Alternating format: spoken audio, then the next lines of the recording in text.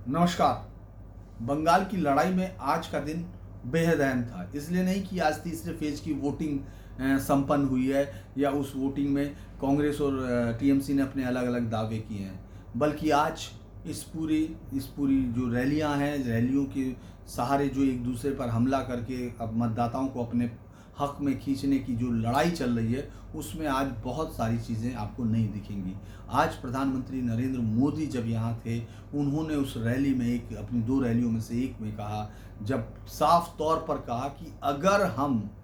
ममता दीदी की तरह हिंदू वोटों को कहते कि एक हो जाओ, तो हम पर चुनाव आयोग 8-10 केस दर्ज कर सकता था, हमको नोटिस भेज सकता था। हमारे जो लोग हैं वो हमारे उस पर एडिटोरियल लिख चुके होते। इस तरह से हमारे खिलाफ किस तरह का माहौल खड़ा हो जाता। लेकिन ममता दीदी जिस तरह से मुस्लिम वोटरों से कह रही हैं एकजुट हो जाओ, यानी ये इस तरह का इशारा था कि जिसको ये समझा जा सकता है कि ये ममता बनर्जी की उस राजनीति पर परिहास किया जा रहा है या उस पर वो क्या। लेकिन इसके साथ साथ लोगों को ये भी समझना होगा कि प्रधानमंत्री मोदी ने कहा कि हम अगर इस तरह से कहते कि हिंदुओं एक हो जाओ, ये एक मैसेज भी है उस लड़ाई में जिसमें ध्रुवीकरण बहुत बड़ी ताकत बन चुका है। इस पूरे चुनाव में मुस्लिम तुष्टीकरण के आरोपों से घिरी ममता बनर्जी लगातार उन आरोपों को धोने की कोशिश कर रही हैं, लेकिन बीच बीच में अपनी रणनीति को किस तरह से वो तैयार कर रही हैं, ये बहुत ही अलग बात दिख रही है। और ऐसे में प्रधानमंत्री नरेंद्र मोदी का इतना बड़ा हमला, जो मुझे लगता है कि कूच बिहार की इस रैली में जो उन्होंने कहा है कि भारतीय जनता पार्टी के लिए अगर वो तमाम हिंदुओं को की वोट दीजिए, तो मुझे लगता है निर्वाचन आयोग के 8-10 उनको नोटिस मिल गए होते। इससे शुरू हुई ये लड़ाई। मतलब अगर हम इसको चंडी पाठ से शुरू हुआ देखें और जय श्री राम के नारों के साथ इस टीएमसी के खिलाफ जो प्रतिरोध है बीजेपी का या जिसको उन्होंने खड़ा किया है, उसमें जय श्री राम के नारे की अहमियत कितनी हो चुकी है, इस पर मेरे विचार से हर आदमी बहुत सारी बातें सुन चुका और उन पर बहुत सारा पढ़ चुका। लेकिन आज उस नारे से आगे बढ़ते हुए प्रधानमंत्री मोदी ने जिस तरह का इशारा किया है, वो इशारा उनको ज़रूर समझ में आया होगा, जो मुस्लिम तुष्टीकरण की नीति पर ममता बनर्जी को घेर रहे होते हैं। ममता बनर्जी ने जिस तरह से राय दिघी की उस रैली में मुसलमान वोटों से एकजुट होने को कहा, उस पर आज की पूरी रैली में प्रधानमंत्री मोदी जिस समय बोल रहे थे, उस समय वोटिंग हो रही थी। और यहाँ इस फेज़ में ऐसा बहुत सारी सीटों पर जहां अल्पसंख्यक बहुत बड़ी तादाद में है, वहां रिवर्स पोलराइजेशन होते ही बीजेपी के लिए हालात बहुत बेहतर होते हैं। प्रधानमंत्री मोदी ने अपने समर्थकों को ये याद दिलाने की कोशिश की, खासतौर से उस जो वोटर्स है, जो किनारों पर खड़ा हुआ वोटर्स है, उसको ये याद दिलाया कि किस तरह से ममता बनर्जी मुस्लिम वोटों के लिए कुछ भी कर रही हैं। यानी कलमा पढ़ना शुरू किया, उनके ऊपर लगातार इस तरह के आरोप लगाए गए जब वो उस तरह से अपना पहन कर गई हैं, उनको हिजाब बताया गया, तमाम चीज़ें हुई। और यहाँ अगर इस चुनाव में ममता बनर्जी रक्षात्मक दिखाई भी दे रही हैं, तो उसमें से एक कारण उनके खिलाफ ये भी है सबसे ज़्यादा तुष्टीकरण का। आज उसी नारे को प्रधानमंत्री नरेंद्र मोदी ने किस तरह से घुमाया है, वो एक बड़ी चीज़ हुई। उन्होंने इस पूरे चुनाव में कई बार ये बताया कि किस तरह से ममता दीदी ने मूर्ति पूजा और जो विसर्जन है उसका मूर्ति विसर्जन को और मुहर्रम के बीच में मूर्ति विसर्जन को उन्होंने वो दिया, वरीयता दी। और इसके साथ साथ सरस्वती पूजन की बात की। यानी जिस ध्रुवीकरण की बात लगातार यहाँ होती रही है, उसमें आज ये एक नया दांव था जो प्रधानमंत्री नरेंद्र मोदी ने लिया। लेकिन इसमें अगर हम दूसरी तरफ जाते हैं, जो इसी रैली में एक और चीज़ जिस पर सबकी निगाहें टिकी थी कि आखिर प्रधानमंत्री इस टीएमसी के इस जो उन्होंने कोशिश की है कहने की कि दीदी दीदी ओ दीदी, जिस तरह से वो सार्काज़्म में बोलते हैं, उसके बाद उन्होंने बंगला महिलाओं का अपमान बताया और एक चुनावी मुद्दा बनाने की कोशिश की। तो तमाम लोगों की निगाहें टिकी हुई थी कि दीदी ओ दीदी के बदले आज क्या बोलते हैं प्रधानमंत्री मोदी। प्रधानमंत्री मोदी आज जब आए तो जैसे वो पूरी तैयारी करके, मैंने जो कहा और मैं आप लोगों से जब बात भी करता हूँ तो मैं कहता हूँ कि लगातार वो शेयर कर रहे हैं। मंच से वो एक दूसरे से संवाद कर रहे हैं और इसी संवाद को यहाँ की जनता सुन रही है। ये संवाद अदायगी जिसकी जितनी बेहतर है, वो जनता हो सकता है कि उसके साथ उतना बेहतर तरीके से सिंक्रोनाइज करती हुई दिखे। आज प्रधानमंत्री मोदी ने कहा कि आदरणीय दीदी, उन्होंने कहा कि दीदी को भगवा रंग से ऐतराज़ था, दीदी को तमाम चीज़ों से ऐतराज़ है जो कि हिंदू धर्म से जुड़ी हुई हैं, राज्य में बीजेपी की लहर है। और आज उन्होंने अपने संबोधन में जो कहा कि आदरणीय दीदी, उन्होंने उनको कहा आदरणीय दीदी, ओ दीदी, यानी पहले आदरणीय दीदी और फिर ओ दीदी, उसी सरकार के लहजे में कहा। और जो मैं लगातार बात कर रहा हूँ, जो भी लोग उसको देखना चाहते हैं उनको वो रशेस देखने चाहिए, वो फुटेज देखना चाहिए जिसमें प्रधानमंत्री मोदी जब ओ दीदी,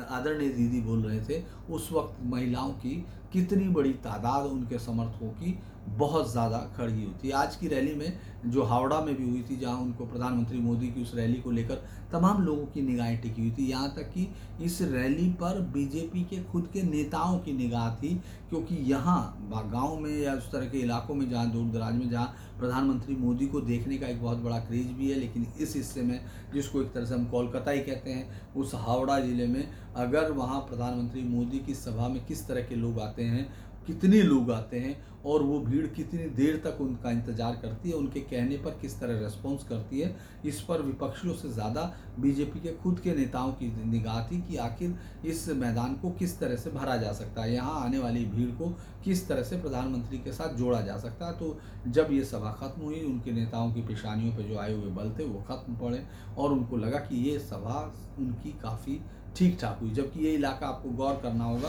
कि किस तरह से इस इलाके में पूरी ताकत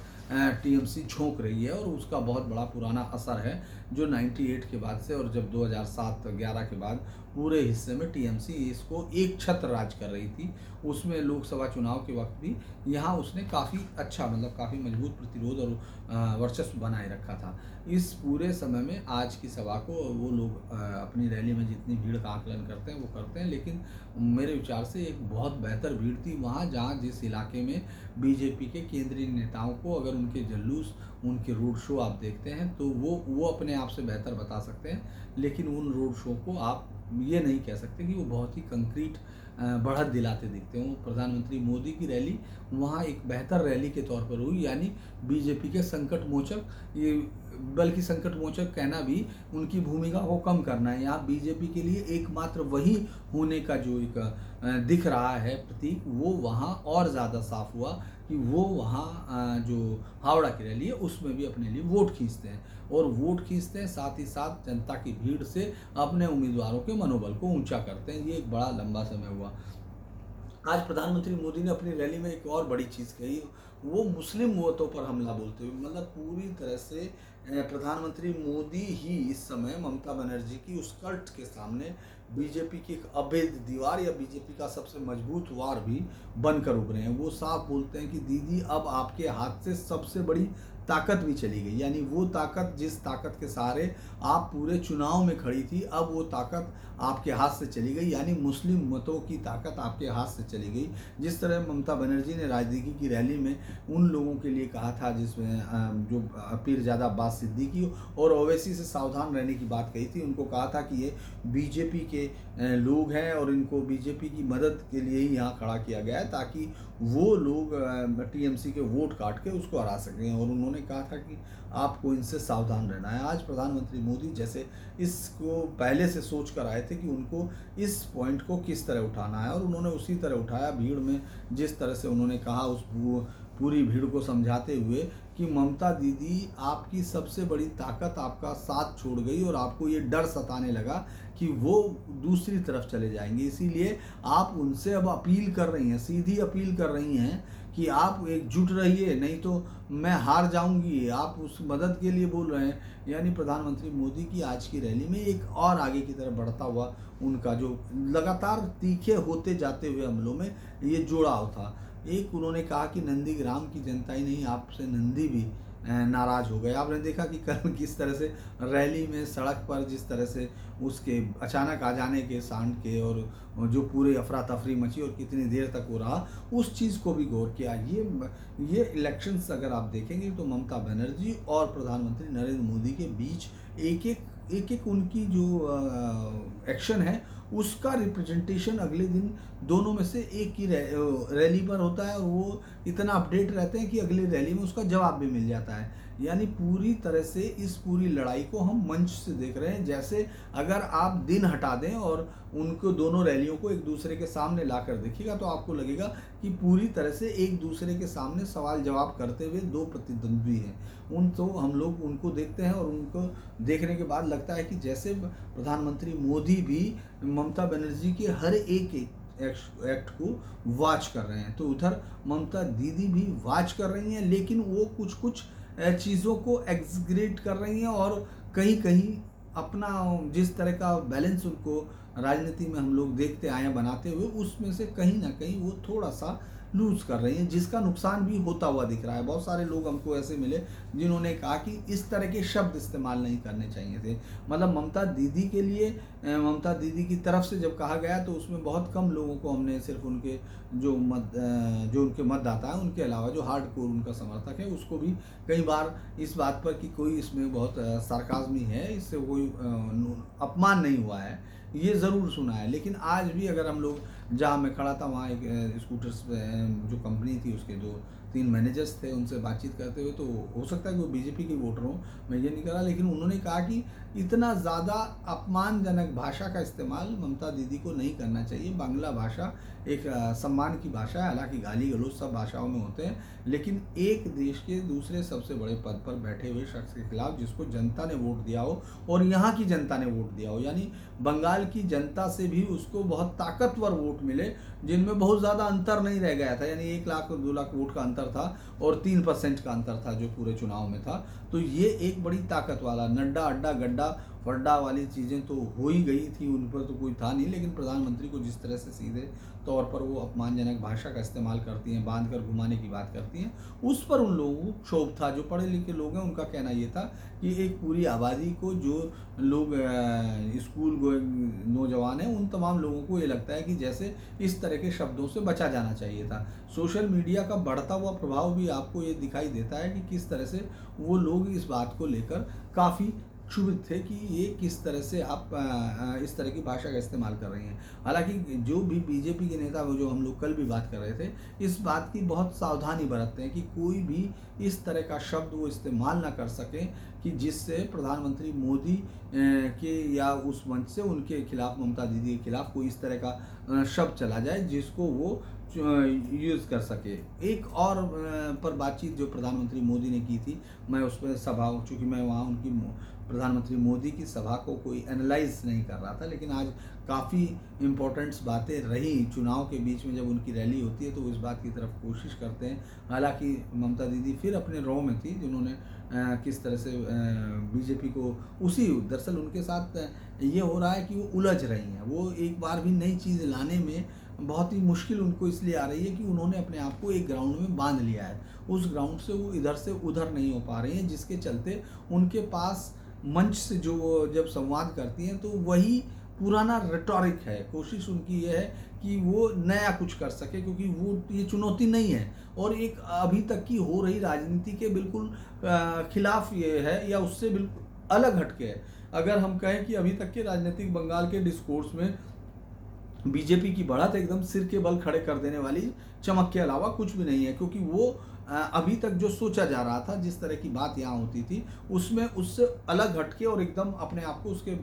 बरक्स ला के खड़ा कर देने की वाली राजनीति में प्रधानमंत्री मोदी का जो बड़ा योगदान है उसमें ये है कि वो हर बार चौंकाने वाले हमलों की तरह कर रहे हैं। अगर वो अपने उसमें भाषा का इस्तेमाल कर रहे हैं, अपने वाक्य चातुर्य का इस्तेमाल कर रहे हैं और अपनी जो उनकी वक्तव्य शैली है उसका इस्तेमाल कर रहे हैं, तो वो इसलिए भी कर पा रहे हैं क्योंकि ममता बनर्जी उनको लगातार इस तरह के साधन दे रही हैं। जैसे उन्होंने कहा कि ये कोई भी पार्टी अपना असेसमेंट बताती है, और सब लोग, हम लोगों ने देखा चुनाव के तुरंत बाद जिस पार्टी का नाम अगर आज लाऊंगा कल खाऊंगा टाइप पार्टी भी होती है, वो भी ये बताती है कि अगर 300 सीटें राज्य में है तो वो ये बताती है कि 150 से ज़्यादा सीटों पर उनको बहुमत मिल रहा है। ये तमाम पार्टियां बताती हैं, हर फेज़ में वो अपना आकलन देती हैं। लेकिन ममता बनर्जी ने उस आकलन को, जो कि गृह मंत्री अमित शाह ने कहा, ये कहना शुरू कर दिया कि आप क्या भगवान हैं, आपको क्या मालूम है। यानी जिस चीज़ को आप ममता बनर्जी के साथ जो चीज़ यहाँ मुझे दिख रही है वो ये दिख रहा है कि वो ये चूज़ करने में शायद विफल हो रही हैं कि उनको किस चीज़ को उठाना है उनके बयानों से और किस चीज़ को छोड़ देना है, यानी किसको बहने देना है और किसको साथ रख के अटैक करना, हथियार में बदल देना है। वो जब ये कहती हैं कि क्या आप भगवान हैं, तो उस पर आज प्रधानमंत्री मोदी ने कहा कि जनता जनार्दन के चेहरे से हमको सब पता चल जाता है, वो ये बता देती है कि आखिर बदलाव कहाँ हो रहा है। तो इसीलिए हमने ये सब कहा। मुझे लगता है कि ये बात बिल्कुल सही शब्दों में कह सकता है कोई भी नेता, अपने लिए इस्तेमाल कर सकता है। इसीलिए अगर हम ममता बनर्जी के तमाम उठाए हुए मुद्दों को देखें तो ज़्यादातर मुद्दों पर वो टिक नहीं रही, वो एक के बाद एक आगे की तरफ बढ़ती जा रही हैं और पीछे के मुद्दों को पीछे छोड़ती जाती हैं। कभी वो केरोसिन के मुद्दे को लेती हैं और कभी उसमें बड़े गैस के सिलेंडर बनाकर उनको लेकर महिला नेत्रियों को वो जब जुलूस निकालती हैं तो लगता है कि वो इस पर मुद्दे पर स्टिक करेंगी और इसको बड़ा करेंगी, लेकिन फिर धीरे धीरे मंच पर उनका जो चंडी पाठ शुरू हो जाता है वो सांडिल्य गोत्र की हो जाती है। वो हिंदू देवी देवताओं के नाम और उनके सहस्त्र नाम और तमाम रूपों को याद करने लगती हैं। फिर वो मंदिर मंदिर घूमने लगती हैं। फिर उसके तुरंत बाद फिर उनको कलमा पढ़ना याद आ जाता है। फिर अचानक याद आता है कि बौद्ध और जो सिख हैं वो भी उनके भाई हैं, यहाँ सब लोग हिंदू मुस्लिम सिख ईसाई सब साथ साथ रहते हैं। फिर अचानक उनको याद आता है कि बहिरागत की लड़ाई करते करते वो बाहर के नेताओं को अपनी मदद के लिए बुलाने लगती हैं। यहाँ जया बच्चन भी चुनाव प्रचार के लिए आ जाती हैं। यानी इस पूरी लड़ाई में अगर आप ममता बनर्जी को लड़ते हुए देख रहे हैं तो उनके परंपरागत तरीके से उनको अलग हटते हुए देख रहे हैं, विचलित होते हुए देख रहे हैं। ये एक बड़ी मुझे लगता है कि अलग सी बात है जो पिछले ममता बनर्जी के साथ में हम लोगों ने भी उनके कैरियर में कभी देखी नहीं है। मुझे लगता है कि मैं इस पर बहुत लंबी बात कर सकता था, लेकिन आज चूँकि 2 वीडियो हैं और उन्हीं पर बातचीत होगी तो मैं आज इसको यहीं रोकता हूँ। आप लोगों से एक बार फिर से कहूँगा कि अगर आपको मेरे साथ कुछ चीज़ें बेहतर लगती हैं और आपको लगता है कि उसमें हम लोग इंटरेक्ट कर सकते हैं तो आप इन वीडियो को लाइक कीजिए, सब्सक्राइब कीजिए और शेयर कीजिए। नमस्कार।